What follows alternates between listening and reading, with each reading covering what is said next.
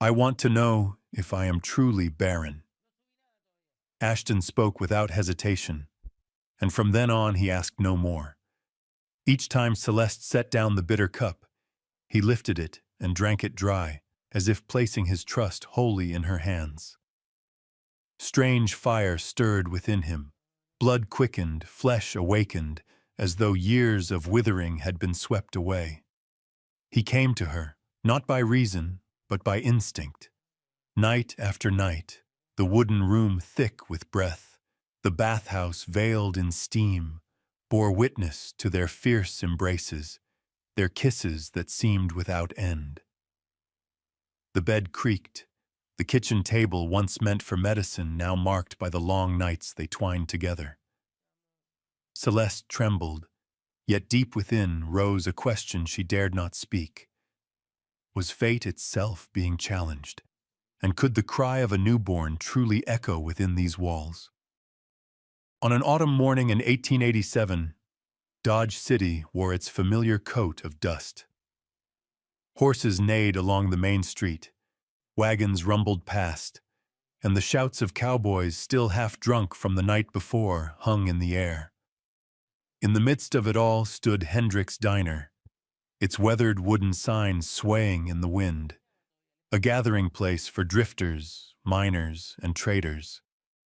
The smell of smoke, frying grease, and dust-stiffened horsehide clung heavy inside, swallowing whole whoever stepped through the door. That morning, Celeste Johnson came in with a plain apron tied hastily around her waist. She was 32, a black woman with a thin, unyielding face. She had knocked on every door for work, and with no family left, no protection, only her calloused hands and a faded cloth bag, she clung to this waitress job as her means of survival. Each step through the diner carried the weight of stares, whispers, and crooked smiles. The first laugh came when she passed a table of cowboys with a tray of coffee. One of them, red-faced from whiskey, stuck out his boot and hooked her ankle. The tray tilted, cups spilled, and scalding coffee splattered down the worn fabric of her dress. The whole diner roared with laughter. "Look there! Told you that skin only brings bad luck," one man shouted. "Careful! She'll set the place on fire," another hollered. The sound struck like a hammer blow. Celeste bit her lip, forcing her hands steady as she gathered the broken cups. The heat seared her skin, but worse was the contempt burning in their eyes.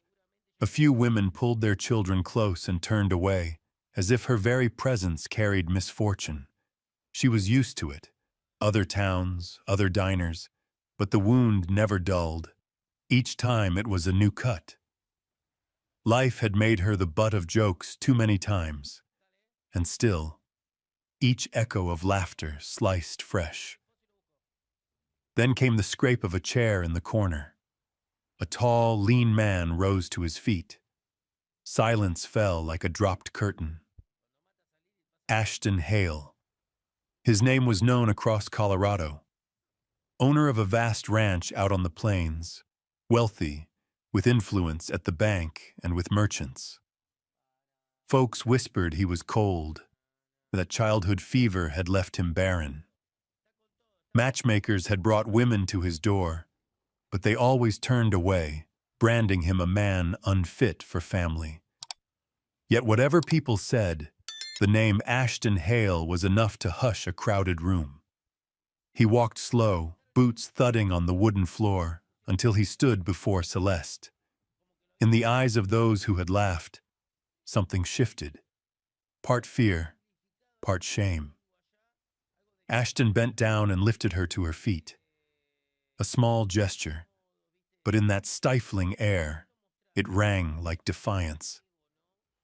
From his coat pocket he drew a crisp white handkerchief and pressed it into her hand. His voice, low and steady, carried to every corner. "No one has the right to make sport of you. Only cowards take joy in shaming a woman." The diner froze. The red-faced cowboy fumbled, and the laughter that had rattled the walls shrank to uneasy coughs. Celeste raised her gaze. His gray eyes held no pity, no scorn, only a steady recognition, as if she were simply a person, no less, no more. Her heart beat hard with gratitude and wonder tangled together. He stood tall, his shadow cutting off the harsh sunlight pouring through the window. A silent wall, firm and unmovable, standing between her and the room. Taking her hand, he guided her away from the circle of eyes. "That's enough," he said. The words were quiet, but they bore the weight of a man who never needed to raise his voice. Laughter died completely. Only the clink of spoons and the creak of the diner door remained. Folks turned back to their meals, pretending nothing had happened. Celeste clutched the handkerchief tight. The sting of humiliation lingered, but with it came a new spark. This man, branded as one no woman would take, had given her something she had never once been offered: protection. The room grew noisy again, but for Celeste, nothing was the same. A door had opened, not to the dusty street outside, but into a different path altogether. One where her steps, for the first time in years, would not be entirely alone. That afternoon, sunlight poured through the cloudy panes of Hendrick's diner, breaking into crooked bands of gold across the grease-stained floorboards. The crowd had thinned, leaving only a few weary men tapping spoons against their cups for more coffee. Celeste still wore the dress stained by the morning's spilled brew. The sour smell clung to her skin, the damp cloth heavy, but she would not retreat to the back room. If she did, she knew the whispers of weakness would follow her. Head bowed, she cleared the tables, hands trembling as she gathered broken cups. A tall shadow came beside her. Looking up, she met Ashton Hale's gray eyes. He stood calm, hat in hand, waiting for her words. "Mr. Hale, I thank you for what you did this morning," she said. He gave a slow nod. His reply gravel deep. "Thank me for what?" "A man who sees wrong must stand against it. That is no favor." His voice carried the weight of years. Before Celeste could answer, he continued, gaze steady on her face. "Would you grant me the honor of dinner tonight? After your shift?" She froze. For years she had known only commands or ridicule. Never an honest request. Never an invitation from a man of standing. Her lips moved without sound. Ashton did not press. He simply waited, patient, without the predatory edge she knew too well in other men. Something in that patience loosened her, and at last she gave a small nod. "If you wish it." That night the wind whipped hard through Dodge's crooked rows of wooden buildings. Dust rolled across the street. Light from Pine Saloon flickered, and a banjo twanged in the distance. Ashton chose a small, out-of-the-way diner at the end of the street, its chairs uneven, but with a quiet corner that looked out on a darkened alley. Celeste entered, still in her faded dress, hastily washed, but not yet dry. Eyes flicked toward her, but no one laughed. Ashton was waiting, shoulders bent slightly, gray hair falling across his brow. When he saw her, he rose and pulled out a chair. "Thank you for coming," he said quietly. She gave a thin smile, folding her hands on her lap. The waiter set down 2 plates of cold meat, slices of bread, and a pot of strong black coffee. A poor meal, yet in that corner it felt solemn. At first they ate in silence, the scrape of utensils the only sound. Then Ashton broke it. "What do you make of what they said this morning?" Celeste's hand stilled. She lowered her eyes. "I've heard such words all my life. In every town, in every place, I am used to it. but being used to it does not mean it stops hurting. His eyes softened. I know. He laid down his knife, clasping his veined hands together. They say I am wealthy, that I have land and cattle. But they do not know the scar I carry. As a boy, fever left me barren. Doctors told me I could never father children. Since then, every woman brought to me has turned away. No one wants a house without a child's cry. I have all things, except a family. The words fell heavy on the table. Celeste studied him. He was no cold figure as rumor painted, but a man wounded in ways not unlike her own. She gave a faint, sorrowful smile. And I am the opposite. Nothing but myself. My parents died young, kin scattered. I have drifted from town to town, working for bread with my hands, but always as a shadow, never deemed enough to stay. Ashton tilted his head, meeting her eyes. Then both of us were left at the edges. The line caught in her chest. It was as if a mirror had been lifted, showing her own loneliness reflected back. Their gaze held, not silence now, but a quiet recognition. Outside, the wind moaned through cracks, dragging red dust under the door. Yet in that dim corner, a thin cord stretched between them. A man long rejected for what he could not give. A woman long discarded for the skin she bore. Two outcasts breaking bread together, sharing wounds no crowd would ever hear. Celeste drew a breath, voice low.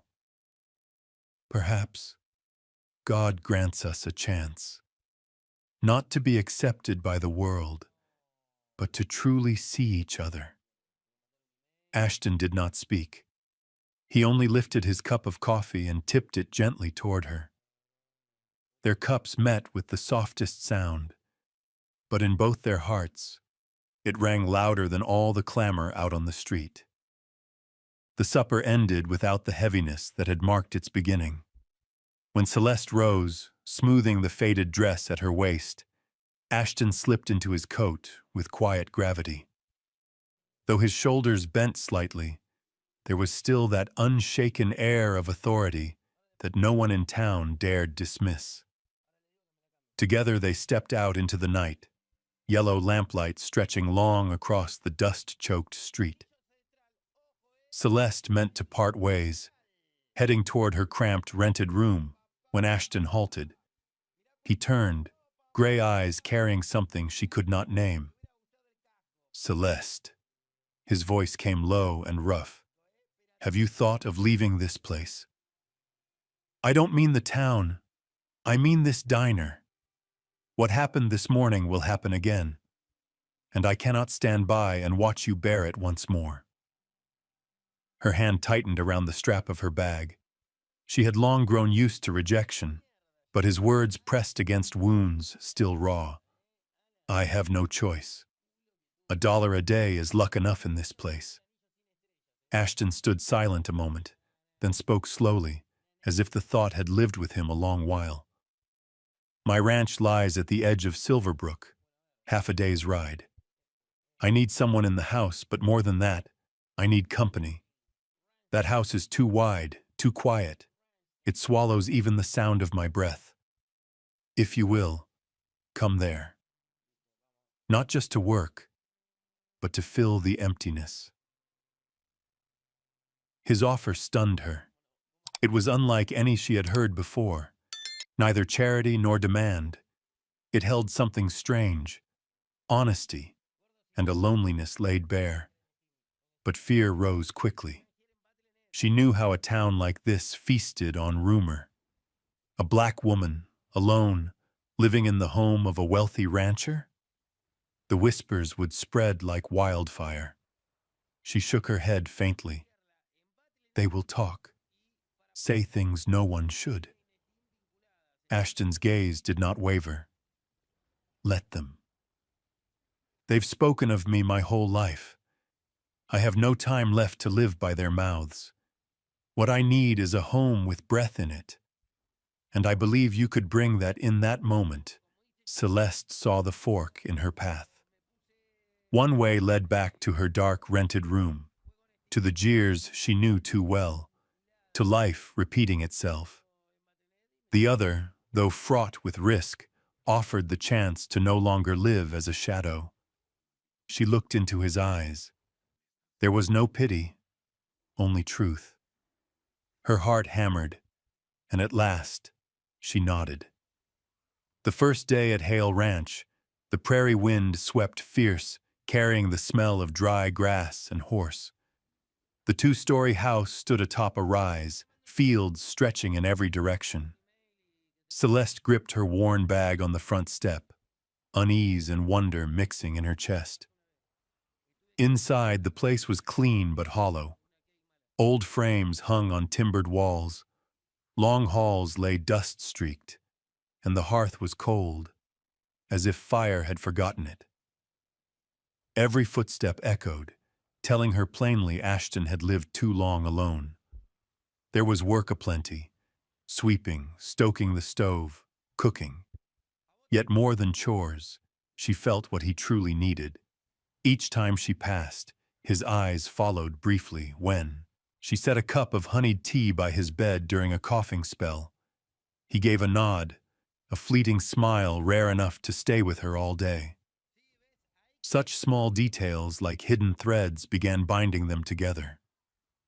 One evening, Ashton returned weary from the fields.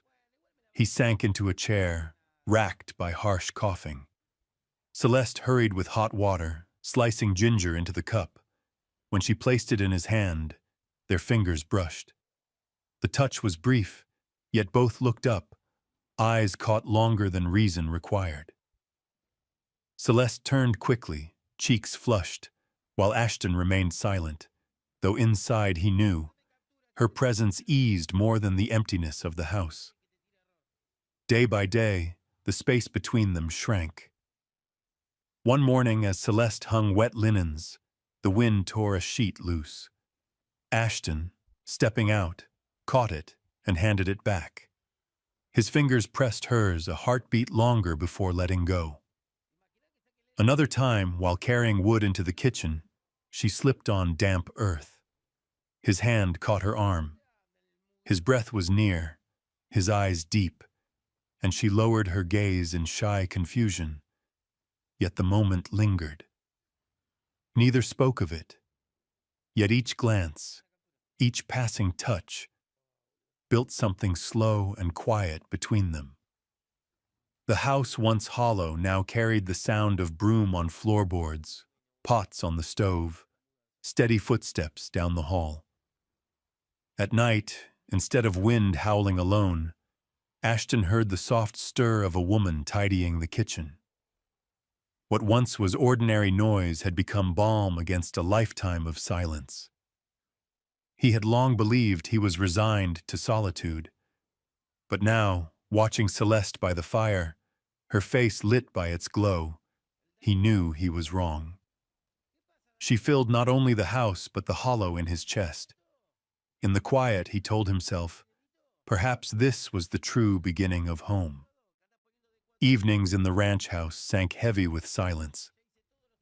After long days, Ashton would retreat early to his room, while Celeste stayed behind in the kitchen, scrubbing grease from dishes, rinsing the cloths, setting the place in order. Only when the house settled still did she allow herself a moment of solitude, in the small washroom at the end of the hall. It was the only space she could claim as her own.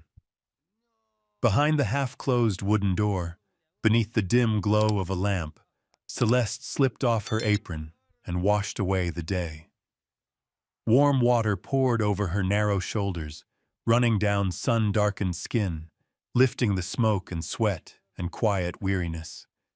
Many nights she sank beside the basin, letting tears blend into the water, grief for parents buried long ago, for kin scattered to winds unknown. But tonight, no tears came.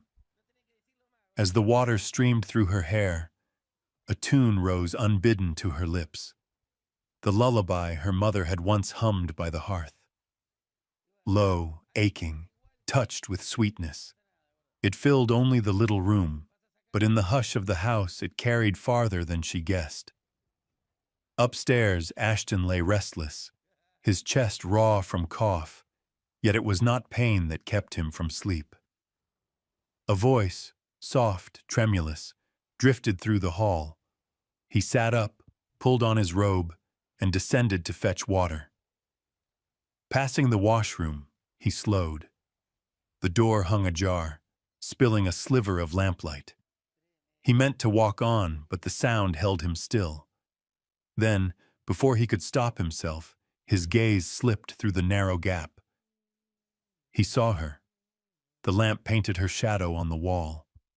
Water traced her frame, slender yet resilient. Her bare shoulders glistened, dark hair falling loose, droplets sliding across her cheek. Ashton's throat tightened, chest heavy as iron.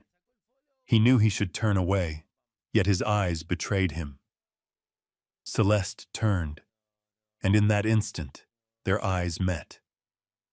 Her song broke, lips parted in shock. Heat rushed to her cheeks. She snatched a cloth against her chest, heart thundering. Ashton started, breath caught. He turned sharply, voice hoarse. "Forgive me. I did not mean—" He strode on, boots striking harder than usual against the boards. Inside the washroom, Celeste stood frozen, breath ragged. Shame tangled with something else. Unnamed, trembling, born of the way his eyes had held hers. That night, neither found sleep. Ashton lay staring at the timbered ceiling, mind seized by the image of her in lamplight, fragile and strong all at once. He pressed his eyes shut, willing the thought away, yet his heart beat hard, betraying him with every throb. Celeste curled beneath her blanket, clutching the cloth against her, face buried in the pillow. That look, sudden, searing, still ran through her veins like fire. For the first time in years, her heart raced not from fear alone, but from something she dared not name. After that night, when their eyes had met by chance, Hale House sank into a silence unlike before. No greetings, no easy words passed between them. Only the creak of footsteps on the boards, the whistle of wind through the windows, and the invisible wall of unease stretched taut between two souls already set apart. Celeste kept to her duties, stoking the fire, setting the table, scrubbing the cloths. Ashton rose early, rode the land, returned weary, shoulders bent. Yet whenever they crossed paths in the hall, each turned away, their glances dodging, as if touch itself were dangerous. The house, once merely quiet, now carried a weight that pressed hard on every breath. That evening, the long wooden table seemed endless, though only two sat at it. Celeste set the bowl of stew before him, then lowered herself opposite. The faint clink of spoon against dish echoed sharp, but no words came. Until at last Ashton laid his spoon down, lifted his gaze and broke the silence with his rough, low voice. "I am sorry." Her hand trembled on the spoon. She kept her head bowed, waited a moment before answering, voice barely above a whisper. "It is nothing." Do not trouble yourself, but inside, a storm churned. Never in her life had a man looked at her as a woman. The eyes she had known were filled with scorn, with mockery. She feared his look had been no different, that he had seen only a black body stripped bare, nothing more. Her fingers clenched the spoon until they blanched. She tried to keep her face calm, lips pressed tight to hide the sorrow. Ashton watched, his own eyes dimming with understanding. The silence between them grew too heavy, and then, as though he could not hold it back, his words came, steady yet unsteady. "You are beautiful." The spoon slipped from her hand, striking the bowl with a sharp ring. Celeste's eyes lifted wide, disbelieving. Ashton did not flinch. His gray gaze held firm, every word falling with the weight of truth. "I have never seen a woman so bare, and never one who unsettled me so deeply." She sat frozen, heart hammering against her ribs. All her life she had been called cursed, ugly, unlucky. Never once had those two words been spoken for her, beautiful. For a fleeting moment, she wished to turn away, to deny it for the shield of habit. But his eyes, there was no jest, no hunger, only the naked honesty of a man confessing fear, fear of his own feeling. Her head bent, her hands shook. Tears swelled, slipping free despite her will.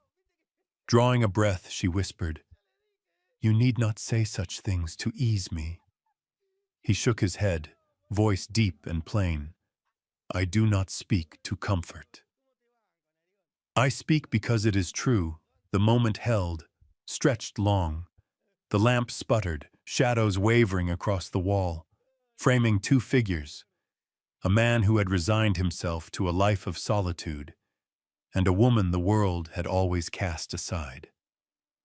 That night, neither finished their supper. When Celeste rose to clear the table, Ashton kept his hand closed tight around his spoon, as if holding fast to the fragile moment. And within him stirred a truth yet unspoken. Her presence had given the house a soul. That night, Hale House sank into a silence that stretched without end. Beyond its walls, Silverbrook pulsed with clamor, horses clattering, music spilling from the grand halls where the powerful gathered. Ashton Hale had been among them, drawn into handshakes, forced to drain glass after glass beneath stares both respectful and prying. He drank more than he ever would, to dull the truth that he remained always on the outside looking in. By the time he returned, the cold wind could not clear the heat of wine from his blood. Yet his steps did not lead him to his own chamber. Whether it was drink or the weight of longing unspoken for too long, he found himself before the door at the far end of the hall, Celeste's room. The door stood ajar, lamplight spilling weak and gold. He rapped once, but his hand pressed forward before answer came. The door creaked open. Celeste had just bathed. Her hair hung damp over her shoulders, droplets sliding down the brown of her skin. She wore only a thin garment clinging to her narrow frame. When she lifted her face, surprise caught her breath. "Asher," her voice trembled. He stepped inside, closing the door behind him. His eyes glimmered strangely through the haze of drink. He drew near, heavy steps deliberate, until only a breath stood between them. His words rasped out, rough, stripped bare. "I want to know if I am truly barren." Celeste froze, heart racing. She half-stepped back, clutching the edge of the cloth at her shoulder. "You are drunk. Let me take you back to your room." Ashton gave a faint laugh, unsteady, yet earnest. "Yes, I am drunk. But these words are true." His hand lifted, tipping her chin gently upward. His fingers were cool, her skin warm, forcing her to meet his eyes. Gray, shadowed, filled with both fear and hunger. He bent, and his mouth found hers. At first she stiffened, startled. But in that moment all the years of loneliness pressed down, and something else rose. A need to be seen, to be wanted as a woman. Slowly, almost against her will, her arms wound around his neck. She answered his trembling kiss. Ashton drew her close, arms circling her waist, lifting her as though she might vanish. He carried her to the bed, breath ragged against her racing pulse. Her wet hair clung to her cheek. He brushed it back, revealing the curve of her collarbone, pressing his lips along the line of her skin. "Asher," she whispered, voice breaking. He stilled, mouth close to her ear. "Are you afraid?" Her head shook faintly, eyes closed. The shyness lingered but mingled with surrender. For the first time, she did not flee a man's gaze. His hands found the edge of her thin garment, tugging slow, fabric catching once at her shoulder before slipping down. She bit her lip, holding back the sound that threatened to rise, a sound woven of shame and awakening all at once. His lips traveled across skin hardened by years of toil, scarred by labor.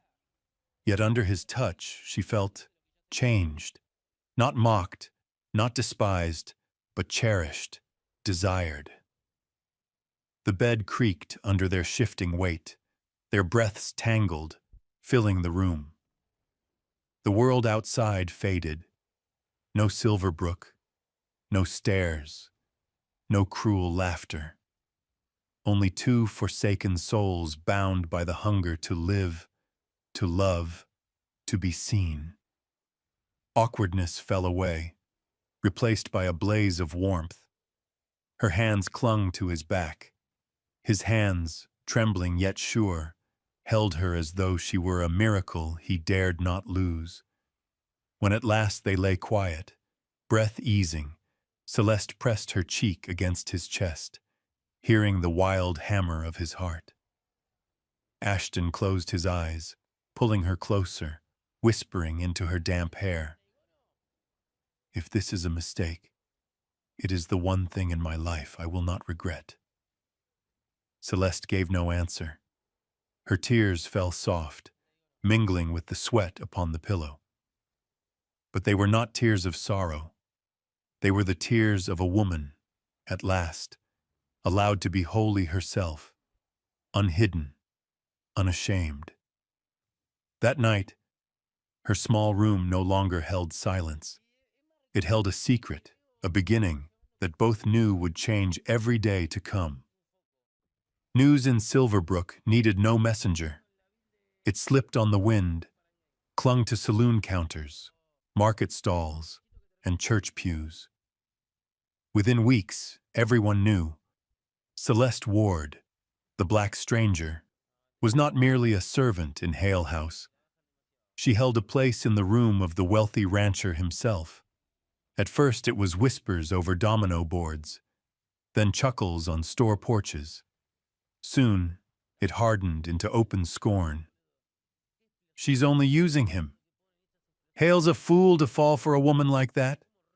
Wait and see. She's counting the days until he dies so she can grab his fortune." Celeste heard it all. If not directly, then in the stairs when she came for salt or cloth at market. Housewives tugged their children aside as if she carried plague. Drunken men leaned against posts, whistling low and laughing loud as she passed. Some made sure she caught every word. "Don't see what he's taken with." Black skins no better than chimney soot, Celeste lifted her chin, lips tight. Inside, her heart cut raw. She had lived through such barbs all her life, but never easily. This time was worse, for the insults struck not only her, but him. One morning she returned from market with a meager basket of produce. She set it on the kitchen table, sank into a chair, shoulders trembling. She could bear what they said of her, but the thought of Ashton being dragged down by it twisted inside her. He stepped into the room, saw her posture, and understood. He asked nothing, only laid his rough hand on her shoulder. She looked up into the steady gray of his eyes. "I hear what they say," he rumbled. but they do not know the truth. If anyone's using anyone, it is me, using you to make a home. Tears welled as she shook her head. You don't have to comfort me. I know what I am in their eyes. His grip on her shoulder tightened, his gaze fierce in its calm. In their eyes, I am only a barren man, a body waiting for the grave. They are wrong about me, and they are wrong about you. We do not live to satisfy gossip. We live to prove the truth by the lives we build. The words fell deep, sparking light in her chest. Beneath his weariness, she saw something stronger, a resolve not to let the town crush the fragile bond they had made. In the days that followed, Ashton showed no change. He rode into town upright in the saddle, Celeste seated beside him in the wagon. Every sneer met only his cold, level stare, not daring, not bowed. Celeste's hands shook in her lap, but when his hand brushed hers and lingered, she understood. This was more than protection. It was his declaration. And in Ashton's heart, a vow grew clearer. He had once resigned himself to loneliness, but now that he had her, he would not let rumor or malice tear it away. The town buzzed with talk. Yet in that storm, a root of steadfastness took hold in both their hearts. It would grow, despite every whisper, until Silverbrook itself would be forced to reckon with it. Word of Ashton Hale's declaration spread faster than prairie wind. From Red Jack's saloon to the market stalls, from domino boards in the corner store to the pews of the church, every tongue carried it. Ashton Hale was to wed Celeste Ward, the black woman who had come to live beneath his roof. He's lost his wits. Marry a colored woman with no kin or standing? She's either a burden or a gold digger. Just wait. She'll be sitting on his wealth the day he dies. The venom wrapped itself around every corner of Silverbrook. Celeste heard it in every step through town, in every sideways glance. Housewives pulled children aside, men smirked and spat, and more than one voice rang loud enough for her to hear. Still, she kept her head high, though her hands trembled hidden in her skirts. Ashton rode as always, back straight, gray eyes unshaken. To him, the decision was no longer trial, but declaration.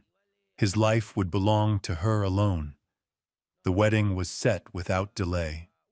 The little wooden chapel at the edge of town, more used to funerals than nuptials, was draped with a faded strip of white cloth in place of decoration. Reverend Clark hesitated at first, but one look into Ashton's unwavering eyes left him no room to object. On the morning of the vows, the sky was clear, but the air brimmed with restless curiosity. The townsfolk filled the pews, not to bless, but to gawk. The benches creaked beneath them, their whispers thick as flies. Celeste entered, clad in a simple dress hastily stitched by the seamstress at Ashton's request. The fabric was ivory, plain, with no lace or trim, yet it fit her narrow form with quiet grace. With each step she took, the murmur swelled. White on the gown, but dark underneath. He's truly beyond saving. Silverbrook's grandest joke. She heard every word. Her chest tightened, but her chin stayed lifted. In her hands, a small bouquet cut from Hale's own back garden trembled in her grip. At the altar, Ashton waited, suit pressed, shoulders square, eyes fixed on her alone. When their gazes met, the noise fell away. He did not see her as town curiosity or scandal. He saw her as the woman he had chosen. The vows were spoken. Her voice held steady, though her throat ached. His, graveled by cough, still rang firm. No music played, no roses bloomed, only wind slipping through the chapel cracks, and sunlight cutting jagged across the floorboards. When Reverend Clark declared them husband and wife, silence followed. No applause. Only a few snickers, a whistle from the back. Ashton clasped her hand. His palm was cold, but the grip unyielding. He bent close enough that only she could hear. Let them. From now on, it is only us. Her eyes blurred with tears. In that moment she understood. Every jeer, every gaze outside mattered nothing. What mattered was this hand holding hers, steady and certain. Together they walked down the aisle, past rows of faces twisted with curiosity and disdain. A few men sneered, a few women shook their heads. Ashton never released her hand. He helped her into the waiting wagon, and as the wheels rolled, the whispers trailed behind like dust. Yet in their hearts, another vow had been set: to live together, defying the world itself. To Silverbrook, the wedding was a farce. To Ashton and Celeste, it was the first stone laid in a true home, built not on approval, but on pride and courage. Since the wedding, Hale House had begun to change. Celeste was not only a wife, but a seeker of hope. By day, she pored over tattered medical books found in a second-hand shop outside town. By night, she sat in the kitchen, lamplight casting long shadows over her weathered face, grinding leaves, boiling roots, stirring honey into bitter brews. Every potion she prepared carried one prayer: that somehow she might heal the ailment that had bound Ashton since boyhood. Celeste believed perhaps God might grant them a miracle. She wanted Ashton not only as a husband, but as a father. Silverbrook saw none of this devotion. All the town saw were bundles of herbs carried home, and soon gossip bloomed like weeds. She's bewitching him. Hale will drink himself into the grave with her potions. That woman's just waiting to inherit. Celeste heard it all, but her face stayed calm. She knew Ashton was her only hope, and she was his last. Ashton never questioned her. Each time Celeste set down the cup, he lifted it and drained it. Bitter as gall, yet in his eyes shone something fierce: trust. And then the strange began. His body stirred as though waking from long slumber. At first only a quicker heartbeat, then a heat spreading through his veins. With each new mixture Celeste tried, Ashton felt blood surge, flesh alive, as if fire burned inside. He came to her not by reason, but by instinct. Night after night he could not stay away. In the wooden room, in the kitchen still heavy with the scent of herbs, in the steam-shrouded washroom, every space bore the echo of ragged breath, of fierce embraces, of kisses that would not end. Celeste, shy at first, melted in his arms. At times she felt swept up herself, as though both were pouring out every ounce of life to defy fate. The bed groaned beneath long hours. The kitchen table once meant for medicine became the place they clung together, holding as though to let go was to be lost forever. In hot water, steam rising, Ashton's arms locked around her, his whisper raw against her ear, that he had never felt so alive. Each night, Celeste trembled, but beneath the trembling was a dawning conviction. Not only his body was changing, but her own faith. Perhaps the remedies truly worked. Perhaps he was not as hopeless as the doctors had claimed. Ashton felt it too. After every storm of passion, he lay beside her, sweat on his brow, his wide hand still clasping hers. His eyes shone with vigor, with a flame she had never seen.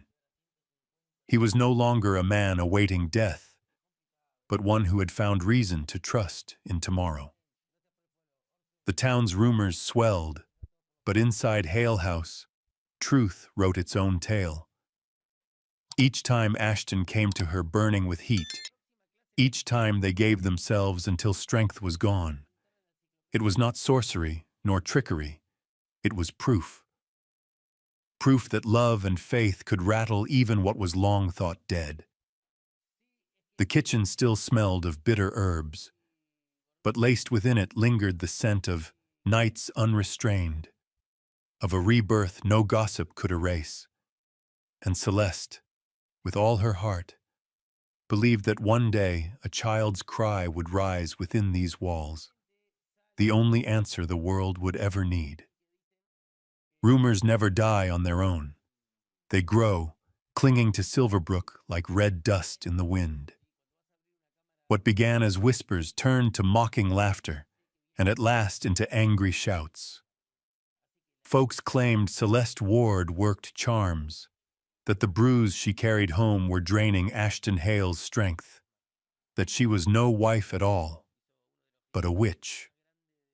One autumn night, the air was dry and cold. Celeste was tidying the kitchen when the noise reached her, hollers rolling through the dark like thunder. She went to the window and saw them, a line of flames climbing the hill, torches blazing, boots pounding, sticks clashing, liquor spitting fire into their curses. "Come out, witch! Give Hale back to us!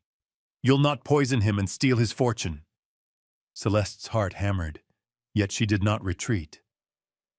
Instead, she opened the front door and stepped onto the porch. Below, no fewer than 20 faces glared, red with drink, eyes lit with fury. They faltered when they saw her, a slender woman, black dress whipping in the wind, standing tall against the blaze. The firelight carved her figure into something both solitary and defiant. Bannon Quaid, a bloated traitor, staggered forward and pointed a trembling hand. "Celeste Ward, we know what you've done. Hale's wasting away because of you. Those brews you cook each night, we all see them." The crowd answered with pounding sticks, their voices crashing like surf. Celeste drew a breath, her hand pressed firm on the railing. Her voice carried strong into the wind. "If caring for my husband is a crime, then condemn me." For a heartbeat, silence. Her words cut sharp, steady. She let her gaze sweep them, eyes glinting in the firelight. "You see me late at night boiling herbs, mixing honey and ginger root, and you call it poison. Yet those same things have eased his breath, stilled his nights. You do not lie awake beside him. You do not see the cold sweat on his back. You only stand outside, throwing stones. Some faces dropped, though others muttered, still restless. Bannon bellowed back, "Sweet words hide nothing." He grows thinner still. "What proof have you that you're not the cause?" Her grip tightened on the railing. Her answer rang clear. "I give you his life as proof. If I meant him harm, he'd be dead long since. But he lives. He grows stronger because of me. If you think a wife labors each day only to kill her husband, then you've never known loyalty." The air grew heavy. Torches swayed in the wind. Celeste stood firm, knowing one rash move could unleash them all. Then came footsteps behind her, heavy, steady on the wooden floor. Ashton Hale stepped into the doorway. He wore a long coat, tall and lean, yet unbending. His gray eyes burned against the dark, commanding as though fire and wind themselves parted for him. He strode onto the porch, slow, deliberate. Each step made the crowd shift back. His voice fell over them, rough and low, every word like iron. If I live, it is because of my wife. If I should die, I will die in her arms, and gladly. The crowd stilled. No more shouting, only the wind hissing through the grass. Ashton stepped forward, chest rising.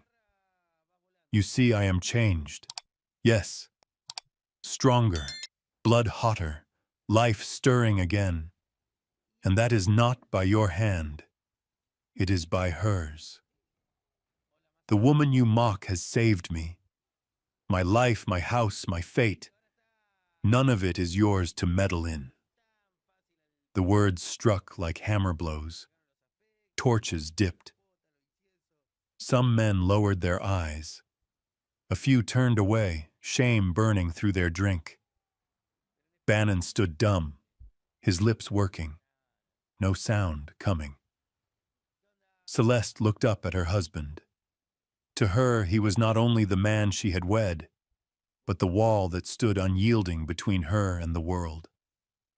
He turned, hand trembling but strong as it clasped hers. Before all, he said, "This is my wife, and from this night on, any who wish to touch her must go through me." The mob broke.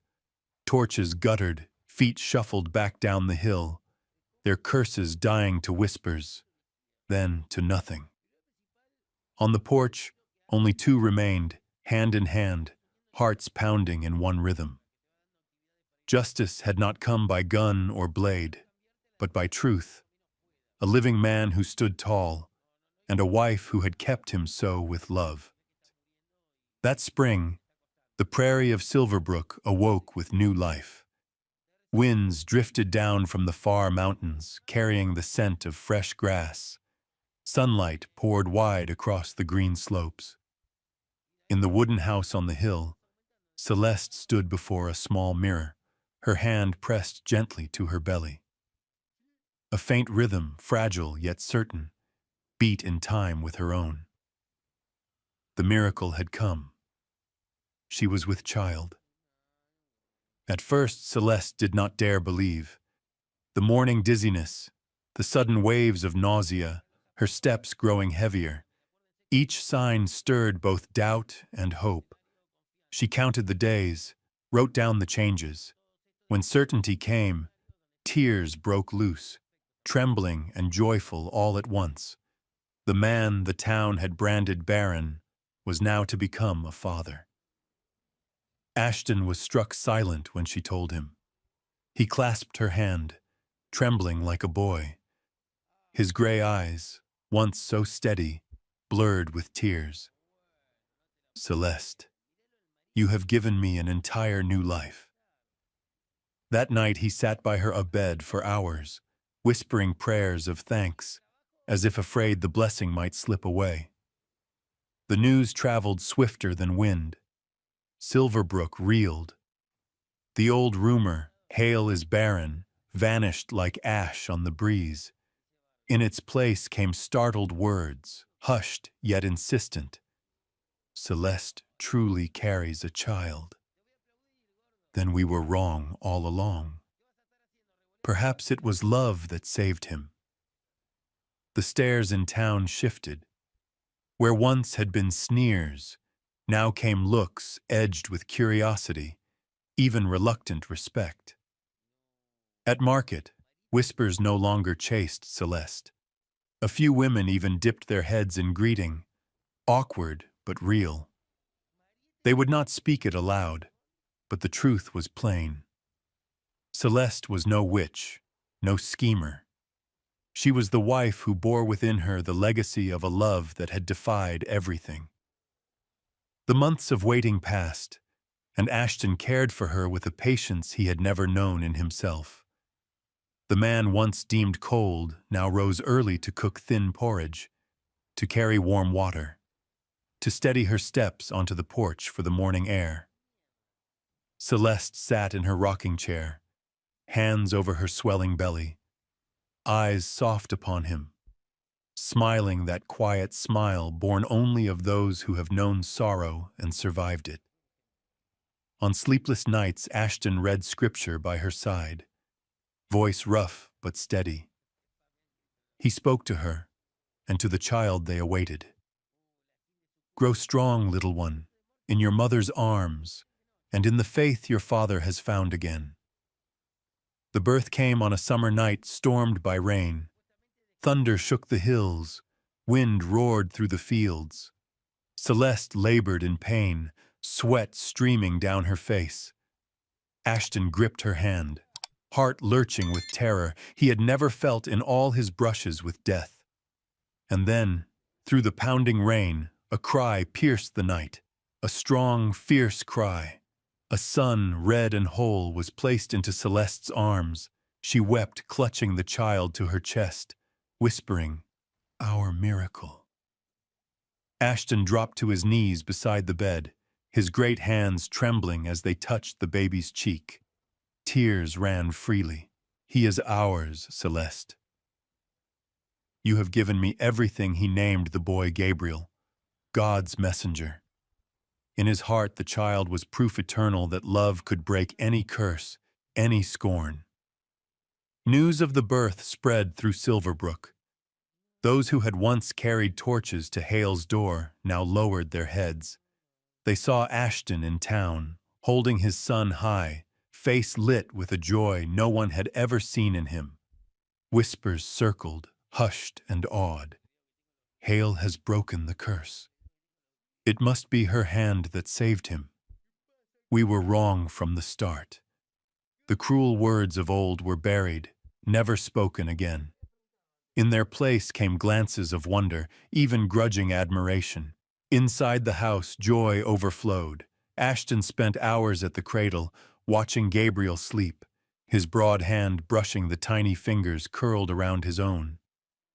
He whispered, "My son, you are the greatest legacy I will ever leave behind." And Celeste, watching her husband and child together, felt a peace she had never thought possible. The years of mockery, the sneers on train platforms, the stares at markets, all of it dissolved. Life had repaid her with its richest gift, a true family. That autumn, on the porch beneath a blazing sunset sky, Ashton held Gabriel in his arms while Celeste sat close beside him. They gazed out toward the mountains, the wind rippling across golden fields. No more whispers, no more flames. Only 3 souls, one home and a love that had endured. And the child in their arms was their legacy, the living proof that when 2 hearts choose to trust, no curse, no judgment, no crowd can ever stand between them. The seasons turned gently after Gabriel's birth, and the ranch on the hill bore a new rhythm. Each dawn no longer began with silence but with the small stirrings of life.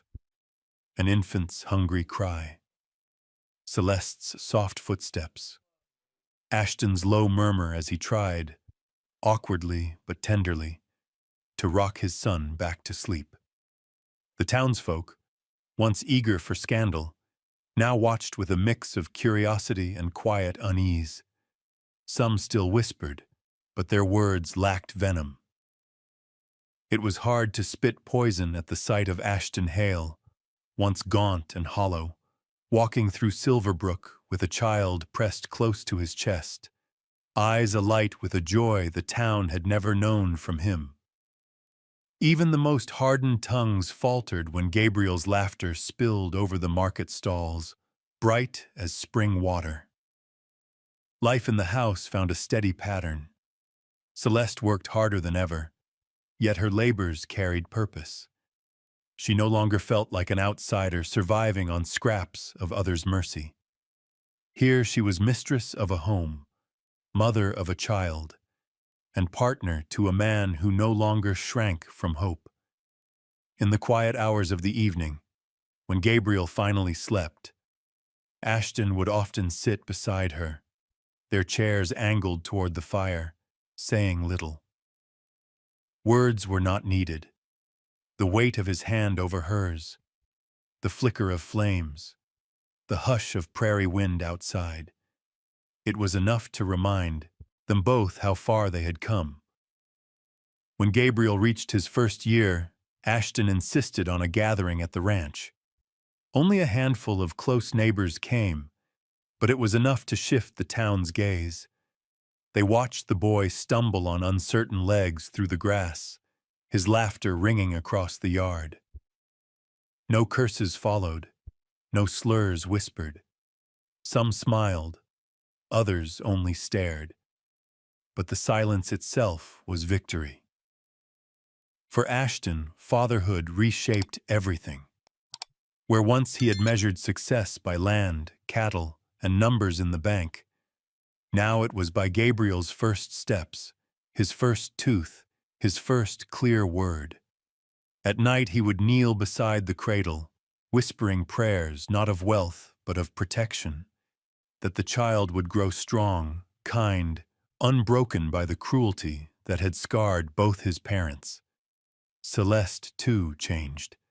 She moved through the house with a quiet confidence that had once seemed impossible. She sang to Gabriel the songs of her mother and grandmother, songs that spoke of survival, of dignity in the face of disdain. Her voice, once a trembling whisper in the washroom, now filled the rooms boldly, carrying not only to her child, but to Ashton as well. Many nights he would pause at the doorway, listening, his chest tightening with gratitude that this woman, this once scorned, once shunned woman, had chosen to build her life with him. The prairie itself seemed to take on their peace. The hills rolled out in endless waves of gold and green. The sky stretched wide above, and the wind, once biting with loneliness, now seemed to hum with warmth. By the time Gabriel turned 2, the memory of torches and jeers shouts had faded, though never fully vanished. Silverbrook remembered, but it also adjusted. The boy was too real, too loud, too healthy for the town to cling to its old lies. A few of those who had shouted the loudest now tipped their hats when passing Ashton. And though the gesture was stiff, it was there. On quiet evenings, Ashton often spoke of legacy. Land may pass, cattle may die, fortunes may scatter, he told Celeste, as they watched their son chase fireflies in the dusk. But what we leave in him, our courage, our faith, our love, that is the only thing the world cannot take. Celeste would smile softly, leaning her head to his shoulder. She, who had once walked into town bent beneath the weight of stairs, now sat tall on the porch of her own home, her son's laughter rising into the twilight. In the months after Gabriel's birth, the wooden house on the hill seemed clothed in a new skin.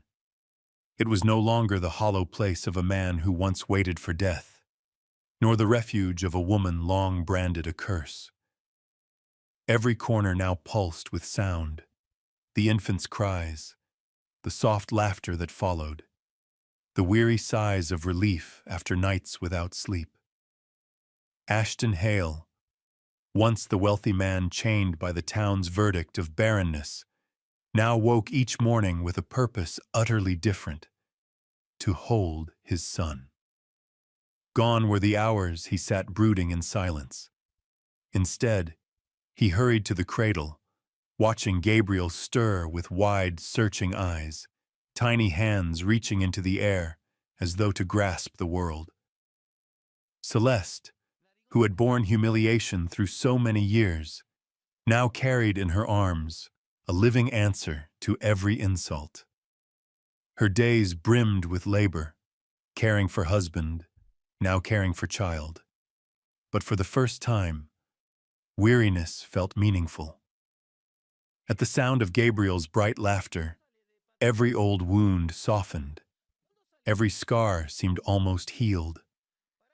That summer, when Gabriel was 6 months old, Ashton placed him astride the saddle for the first time. The old horse, companion of many hard years, moved slowly across the yard while Ashton held his son close. Gabriel's eyes glimmered with wonder at the sway and the breeze.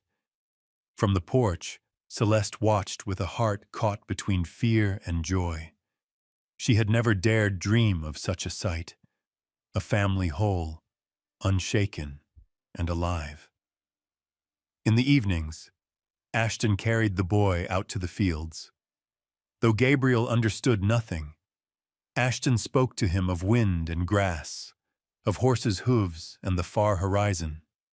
He guided his son's hand to the horse's mane, taught him to look outward toward distances that stretched beyond fear. Celeste lingered by the doorway, her gaze lingering on husband and child. The man once half dead in spirit had risen again, and more than that, he was now a father.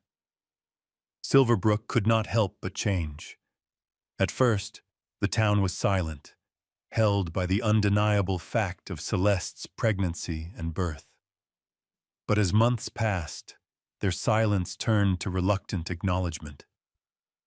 When Ashton rode through town with Gabriel in his arms, people no longer whispered. A few men tipped their hats. Some women offered strained smiles. At market, one woman muttered to her friend, "They said she was a witch. But tell me, what witch brings forth such a strong child?" Celeste heard it, and only smiled, clutching Gabriel tighter. She needed no apology. The changed look in their eyes was enough. Life was not without its trials. Nights filled with Gabriel's crying left them both worn thin. Ashton still coughed, still leaned on the herbs Celeste brewed. But what once felt like shame or weakness had shifted.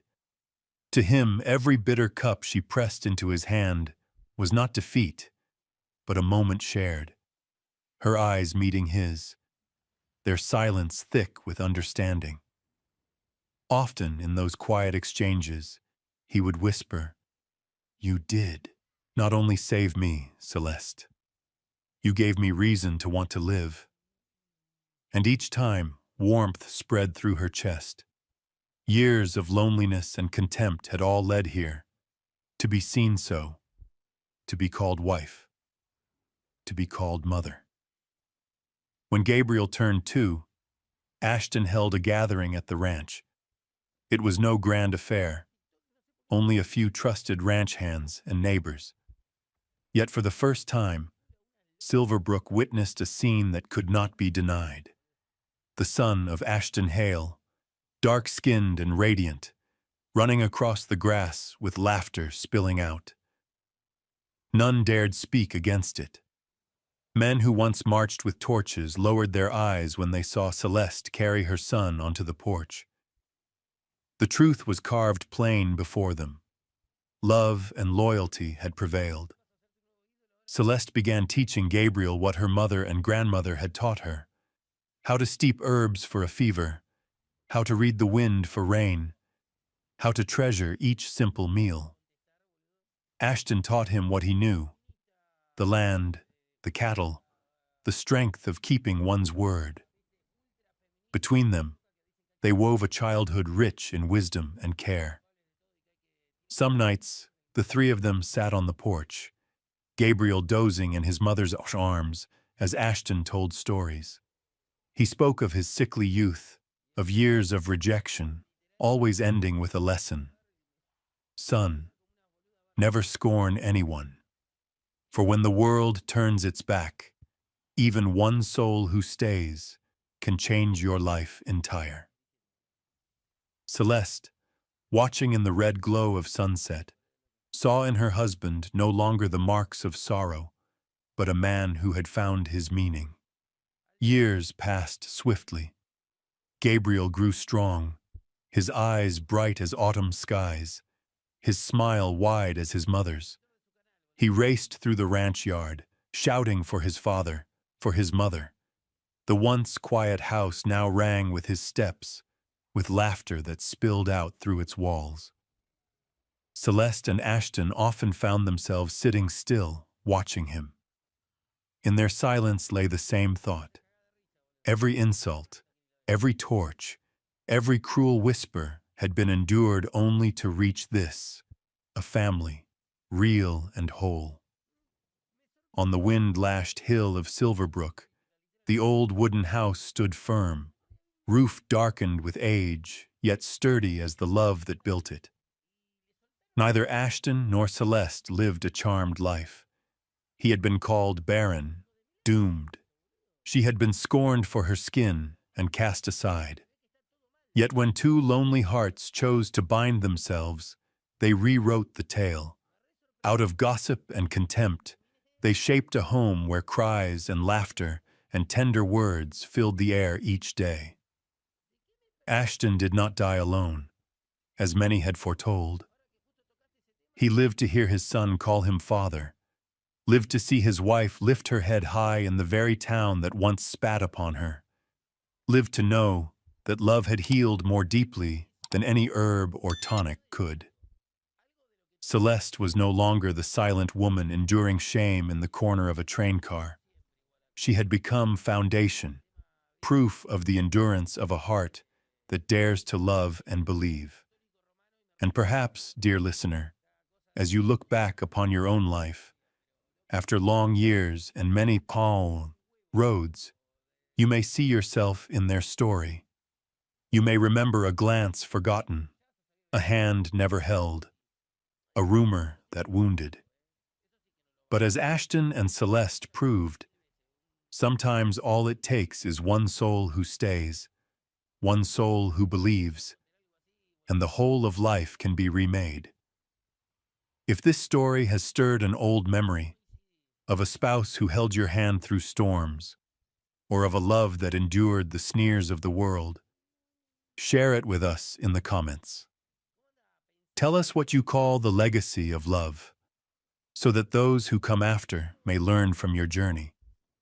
And if you wish to walk further with us through these warm, enduring Wild West love stories, stories of resilience, of loyalty, of faith in love, please press like and subscribe. Every share, every word you leave behind keeps the flame alive, so that together we may pass on these tales. For love, as Ashton and Celeste's life has shown, never grows old. It can still warm the heart, even when the road behind us has stretched long.